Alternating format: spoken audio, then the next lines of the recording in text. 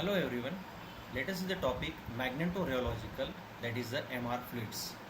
So MR fluids are a class of smart materials whose yield stress increases considerably in the presence of externally applied magnetic field. These fluids are composed of soft, spherical, magnetic particles whose diameters ranging from 0.01 to 20 micrometer dispersed in an organic liquid. A magnetorheological fluid is a type of smart fluid in a carrier fluid, usually a type of oil. When subjected to a magnetic field, the fluid greatly increases its apparent viscosity to the point of becoming a viscoelastic solid. That means it will be converted into a semi-elastic or a particular viscoelastic solid. Importantly, the yield stress of the fluid when its active state can be controlled very accurately by varying the magnetic field intensity. As far as the percentage of the viscoelasticity required, we can control that. That is what is the importance of this MR fluid.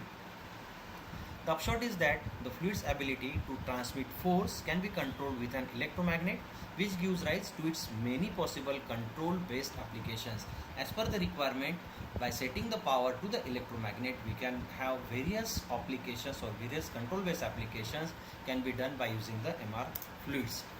So this MR fluid is different from a ferrofluid which has smaller particles. MR fluid particles are primarily on the micrometer scale and are too dense for Brownian motion to keep them suspended in a lower density carrier fluid. So they are primarily nanoparticles that are suspended by Brownian motion and generally will not settle under the normal conditions. As a result, these two fluids have very different applications. So rheology is the science of flow and deformation of matter and describes the interrelation between force, deformation and time. The term comes from the Greek rheos, meaning to flow, and rheology is applicable to all materials from gases to solids. Let us see the application. When the current is off, that means the electromagnetic is not active.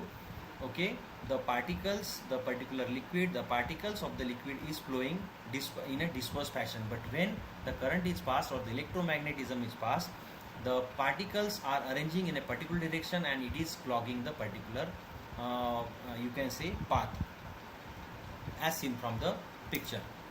So this is the working principle. Normally, when the magnetic fields are typically micrometer nanometer scale, when magnetic field is applied, the particular particles are aligning themselves along the line of magnetic flux, and due to this magnetic flux, viscosity of magnetorheological fluid gets increases and thus helps to reduce the shocks, etc., and thus it acts as a Bingham plastic. There are many applications of this particular MR fluid.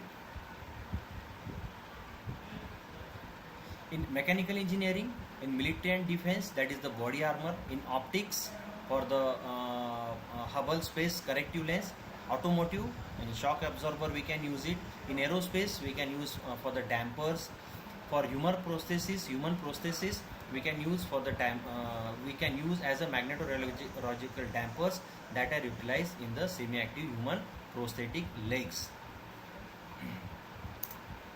Advantages: it's very easy to control as magnetic fields can be precisely controlled by current driven electromagnets and have higher magnitude of field stress. This is what is the important advantage as compared to electrorheological fluids. The simple construction of devices, low power requirement for control and having a very fast response.